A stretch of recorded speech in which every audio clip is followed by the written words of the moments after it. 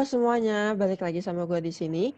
Kali ini gue sendiri aja nih jadi hostnya. Kayak yang kalian bisa lihat, gue ditemenin diri gue sendiri. Kebetulan partner gue Kovic kali ini lagi nggak bisa nemenin buat ngobrol-ngobrol bareng. Sesuai janji kita yang di episode sebelumnya, kita bakal ngobrol-ngobrol sama ketua kita yang terdahulu, yaitu Kak Gardis. Nah, karena Kak Gardis ini udah lulus, kita bakal tanya-tanya kenapa sih awalnya bisa masuk ke Podomoro dan juga gimana beliau ini membentuk sebuah choir di Podomoro University. Nah, terus juga kita bakal tanya-tanya gimana sih sekarang itu kehidupannya ketika udah beneran kerja nih, udah bener-bener kerja, udah bukan magang lagi. Nah, oke, halo Kak Gardis. Hai. Nah, kita udah kedatangan ketua kita yang terdahulu nih. Namanya Marilo Gardis Adilis Wardi. panjang banget namanya. Jadi kita panggilnya Kak Gardis aja ya. Nah, Kak Gardis ini kan udah lulus ya. Jadi kita mau ngobrol-ngobrol dari awal sampai akhir di Podomoro. Nah, awalnya bisa masuk ke Podomoro University itu gimana sih? Kenapa mau pilihnya di Podomoro gitu? Dari sekian banyak universitas di Jakarta, kenapa bisa tiba-tiba nyampe di Podomoro? Jujur nih ya, berarti ya. Gak apa-apa kan? Gak Sebenarnya apa-apa dong. aku nggak expect bisa masuk ke Podomoro. Maksudnya, jadi itu dulu, ya wajar lah anak-anak SMA pasti punya impian buat masuk kuliah negeri terfavorit gitu kan, supaya karirnya bagus. Ya masuklah aku ke seleksi-seleksi yang emang ditujukan buat masuk kampus negeri. Kayak misalnya SNMPTN, SBMPTN, SIMAK, ujian mandiri, semuanya gitu lah pokoknya. Nah, terus aku tuh kayaknya sih, menurut aku adalah aku kurang arahan untuk bisa mengisi itu formulir-formulir yang terlalu banyak itu. Akhirnya di tahap yang pertama, SNMPTN tuh aku ke Depak.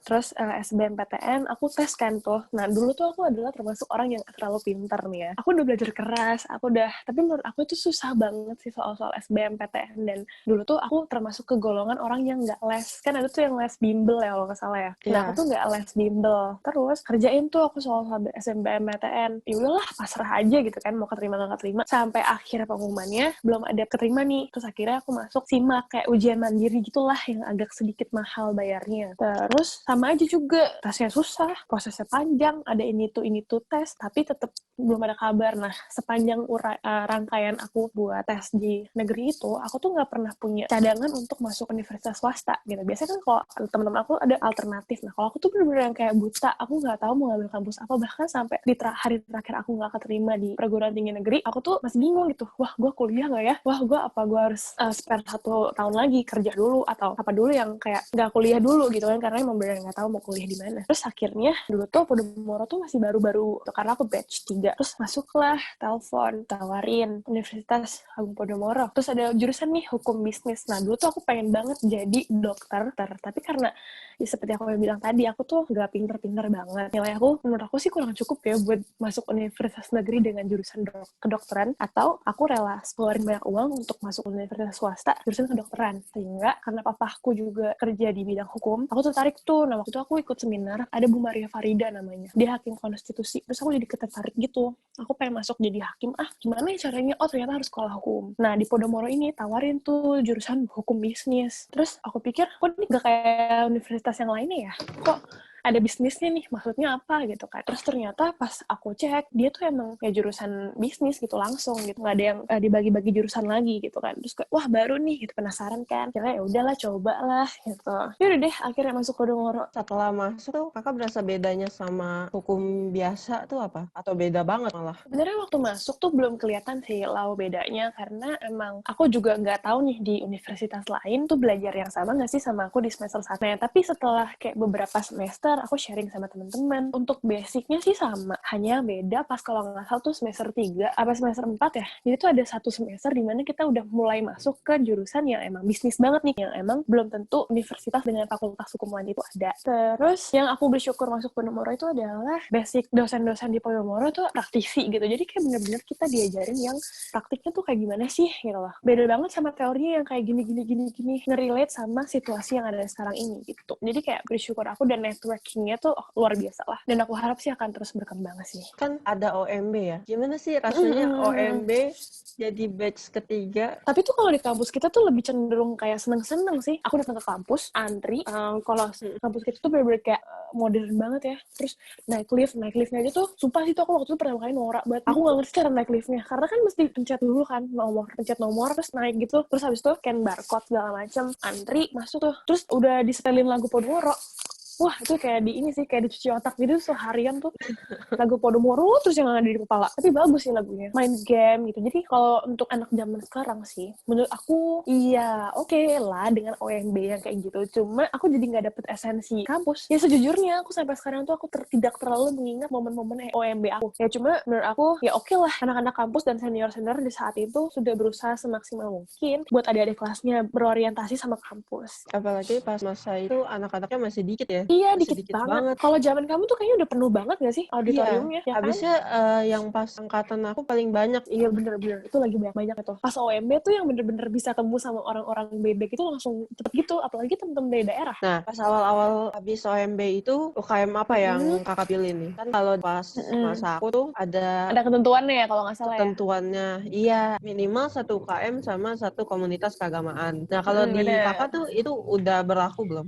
Aku lupa ketentuannya, cuma yang jelas aku adalah termasuk orang yang berprestasinya di bidang non akademik. Jadi aku sukanya nyanyi, aku sukanya main musik, nari gitu kan. Jadi otomatis kalau ada UKM aku pasti akan masuk gitu loh. Mungkin aku bisa lupa karena aku nggak terlalu peduli sama ketentuan itu. Cuma kalau nggak salah minimal 1 UKM sih. Pokoknya harus ikut lah gitu. Sampai waktu itu aku tanya, karena waktu itu aku juga ikut KMK. Boleh nggak sih sebenarnya kita ngambil UKM lebih dari 1 gitu? Waktu itu aku masuk vokal dulu, UKM vokal namanya. Aku pengen masuk band juga nih, pengen jadi anak ngehits gitu kan. Karena di otak aku dulu tuh di SMA anak-anak band tuh anak-anak ngehits, anak band, basket. Terus kata anak senior aku tuh, boleh kok, boleh banget kayaknya, asal bisa bagi waktu aja, kata kayak gitu. Ya udah, masuk tuh. Aku ngambilnya UKM vokal sama band. Terus kenapa sih kok bisa tiba-tiba maunya ada choir gitu?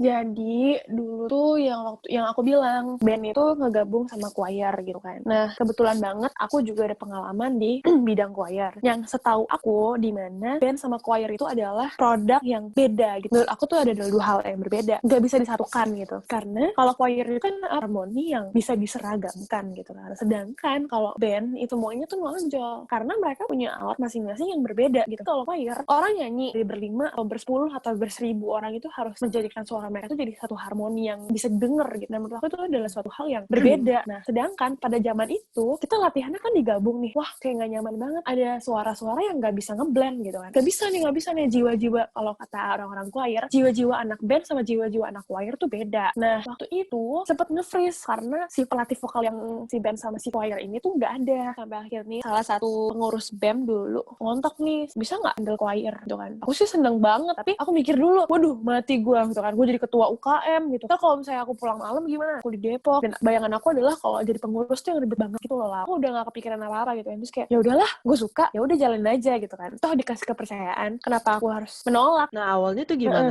Apakah ada pelatihnya dan orangnya itu seberapa sih gitu? Dulu ngejalanin UKM yang dari freeze terus sampai jalan, itu adalah sesuatu hal yang gue harus mulai dari mana nih? Aku nggak ngerti. Kenapa? Karena aku nggak punya senior yang bisa aku tanya-tanya. Ada namanya Joshua, ada namanya si Steven. Cuma ya nggak mungkin dong aku ganggu mereka kuliah. Mereka termasuk orang yang sangat aktif di jurusan MRK gitu. Jadi susah ketemu juga. Tapi aku sangat banyak amat ngechat mereka cara bikin proposal, bikin ini itu gitu kan. Terus hal pertama yang aku lakukan adalah cari pembimbing nih. Dulu ada namanya Pak Talo.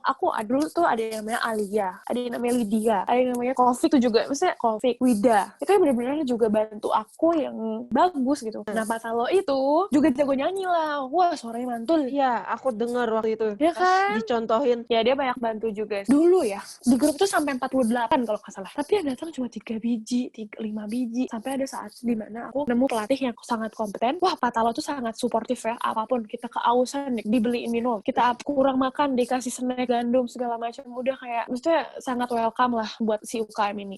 Akhirnya sampai ke si pelatihnya ini datang, gini lah. Pas nggak ada pelatih, karena kita nggak ada Pak Talo, yang datang banyak. Akhirnya dengan yang datangnya banyak itu, aku pikir harus ada pelatih dong. Tapi setelah ada pelatih, yang datang cuma 3, 4, 5 gitu sih. Maksudnya aku yang sedih ada di situ doang sih. Kayak aku nggak ngerti gimana caranya ngejalanin UKM ini dengan stabil gitu. Susah juga ya, karena kan baru dan juga kayaknya tuh sebenarnya ya maba itu. Karena aku juga pas waktu masih maba itu itu pemikirannya masih kayak gini nih, masih kayak misalkan aku di UKMA nih, terus aku banyak tugas, aku nggak bisa handle. Jadi kan tugas nomor satu. Jadi aku utamain Benar-benar. tugas dulu dong. Untuk Benar ke banget. UKM itu jadi bukan sesuatu hal yang prioritas gitu loh. Dan juga mungkin juga karena pas awal-awal itu aku kayaknya ambil UKM yang bukan aku gitu. Jadi aku keluar aja tapi nggak ngomong. Aku nggak enak. Aku mikirnya kalau lagi sempat nanti aku dateng kayak gitu.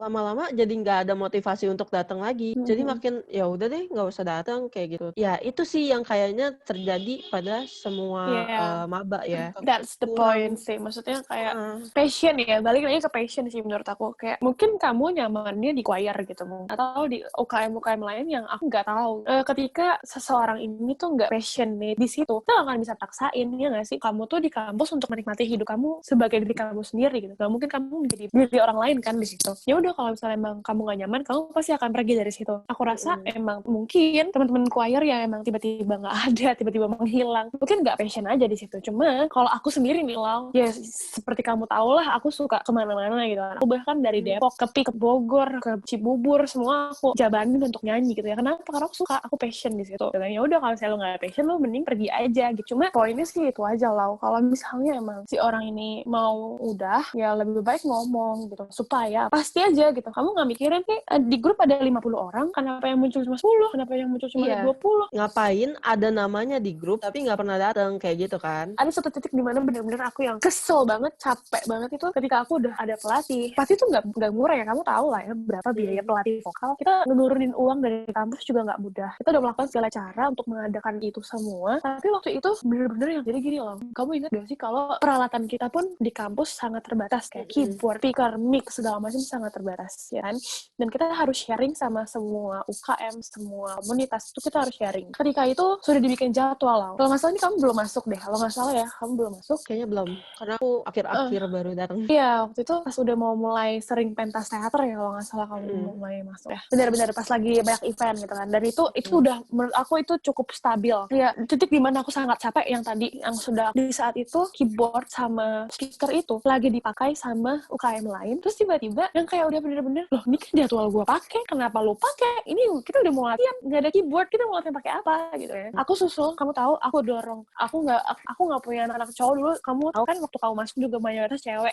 Aku belum, yang kalau nggak salah tuh yang waktu itu datang cuma Lydia, Alia, sama satu lagi cewek, aku lupa siapa. Mereka bertiga datang, tapi belum ada di ruangan. Dan aku bawa ampli itu yang bisa didorong-dorong sama keyboard. Aku dorong itu dari ruangan 521 yang ujung sana tuh sampai ke 511. Itu dalam kondisi yang udah sore, jam 5 sore, dan aku kuliah full dari pagi jam 8. Dan itu aku bisa berantem sama si pihak ini. Pertama, ruangan yang nggak bisa dipakai. Kedua, alatnya dipakai. Si pelatihnya udah datang. Dan itu semua aku handle sendiri. Aku nggak mungkin ganggu Patalo. Dan aku bener-bener di situ titik capeknya aku tuh di situ. Ya bener-bener gila ya. Bahkan buat alat pun aku harus gotong-gotong sendiri. Bahkan buat alat pun aku harus yang kayak mempersiapkan semuanya sendiri. Duit semua apa segala macam. Kalau aku nggak ada Alia dulu, aku bisa kayak udahlah, gue mundur aja, gue lepas nih UKM gitu.